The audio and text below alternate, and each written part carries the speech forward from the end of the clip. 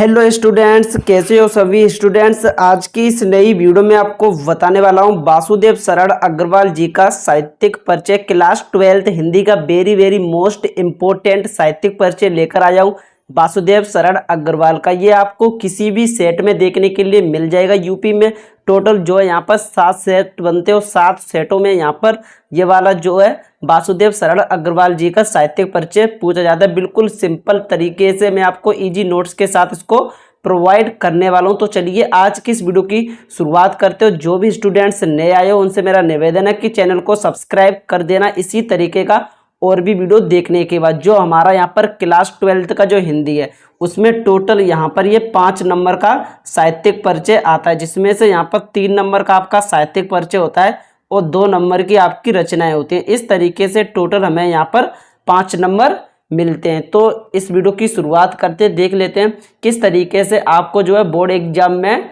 वासुदेव शरण अग्रवाल जी का साहित्यिक परिचय लिखना है। अब यहाँ पर आपको स्टार्ट इस तरीके से करना है। सबसे पहले आपको एक हेडिंग बनाना है जीवन परिचय का, उसके बाद नीचे की साइड में एक हेडिंग बनाना है साहित्यिक परिचय का।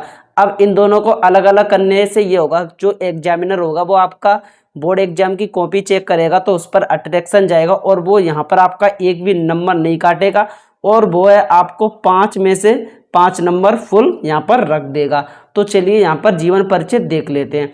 जो वासुदेव शरण अग्रवाल जी का जन्म सन 1904 ईस्वी में मेरठ जनपद के खेड़ा नामक ग्राम में हुआ था। जो वासुदेव शरण अग्रवाल है उनका जन्म कहाँ पर हुआ था? सन 1904 ईस्वी में हुआ था और मेरठ जनपद के खेड़ा नामक गांव में वासुदेव शरण अग्रवाल जी का जन्म हुआ था। जो वासुदेव शरण अग्रवाल है उनका जन्म सन 1904 ईस्वी में मेरठ जिले के खेड़ा नामक गांव में हुआ था।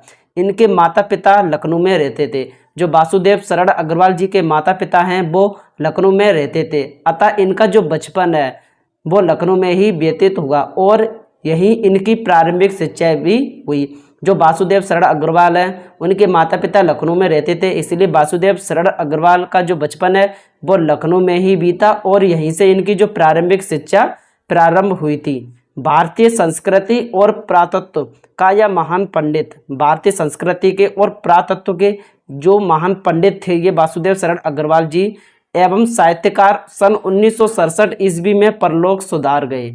जो वासुदेव शरण अग्रवाल जी का जन्म सन 1904 ईस्वी में हुआ था और इनका जो मृत्यु सन 1967 ईस्वी में हुई थी। इस तरीके से इतना आपको टोटल 4 से 5 लाइन इसका जीवन परिचय याद कर लेना। इससे ये होगा जो बोर्ड एग्जामिनर होगा उस वो आपकी कॉपी चेक करेगा तो आपकी कॉपी पर अच्छा अट्रैक्शन जाएगा और वहाँ पर वो है आपको 5 में से 5 नंबर दे देगा। उसके बाद अब यहाँ पर आपको लिखना है साहित्य परिचय। इन्होंने मतलब किस तरीके से साहित्य में क्या क्या इन्होंने अपना योगदान दिया तो वो यहाँ पर लिखना पड़ता है। तो साहित्य परिचय हो जाएगा। डॉक्टर वासुदेव शरण अग्रवाल ने कविता लेखन से अपना साहित्य प्रारंभ किया। जो डॉक्टर वासुदेव शरण अग्रवाल थे उन्होंने कविता लेखन से अपना जो है साहित्य प्रारंभ किया था, कविता लेखन से। यह लखनऊ एवं मथुरा के ये जो है लखनऊ एवं मथुरा के पुरातत्व संग्रहालय में निरीक्षक थे, केंद्रीय पुरातत्व विभाग के संचालक थे और राष्ट्रीय संग्रहालय दिल्ली के अध्यक्ष बने। यहीं से यहाँ पर हमारा जो मोस्ट इम्पोर्टेंट इतना हो जाता है कि ये जो लखनऊ और मथुरा के पुरातत्व संग्रहालय में ये पहली बार तो यहाँ पर निरीक्षक हुए थे।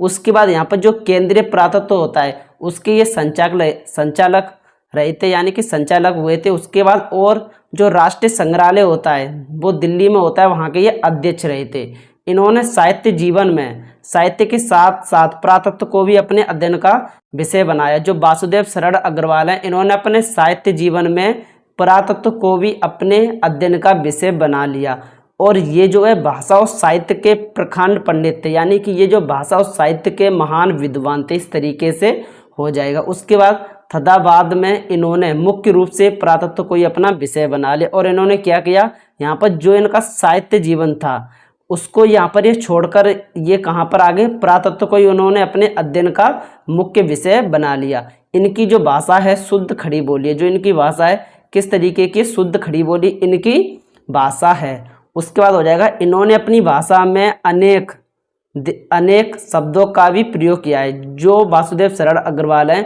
इन्होंने अपनी भाषा में अनेक शब्दों का भी प्रयोग किया। यहाँ पे यह देशज है, थोड़ा सा ये गलत हो चुका है। ये केवल एक गद्य लेखक ही नहीं बल्कि काव्य प्रेमी भी थे। जो वासुदेव शरण अग्रवाल जी हैं वो गद्य लेखक ही नहीं थे बल्कि एक काव्य प्रेमी भी थे। इस तरीके से यहाँ पर बिल्कुल सिंपल शब्दों में वासुदेव शरण अग्रवाल जी का जीवन परिचय और साहित्यिक परिचय हो जाएगा। उसके बाद अब इसकी देखते हैं कि जो वासुदेव शरण अग्रवाल जी हैं उनकी रचनाएं देखते हैं। अब आपको एग्जाम में इस तरीके से रचना लिख देनी है। इनकी जो कृति है वो निम्नलिखित है। पहली हमारी रचनाएं हो जाएगी कल्पलता, उसके बाद दूसरी रचनाएं हो जाएगी कल्पवृक्ष, फिर पृथ्वीपुत्र, वाग्धारा, हर्षचरित। इस तरीके से टोटल यहाँ पर आपको कम से कम 3 रचना याद रख लेनी है। मैं आपको उन्हीं रचनाओं को लिखकर लाया हूँ जो यहाँ पर आपको इजी तरीके से याद हो जाए।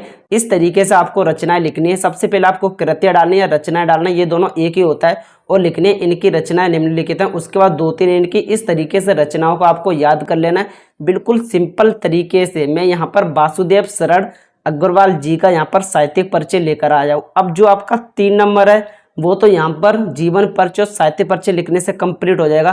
बाकी का जो 2 नंबर है वो यहाँ पर आपका ये वाली जो रचनाएं मैंने आपको बताई हैं इनमें से कम आपको यहाँ पर 3 रचनाएं तो याद रखनी है।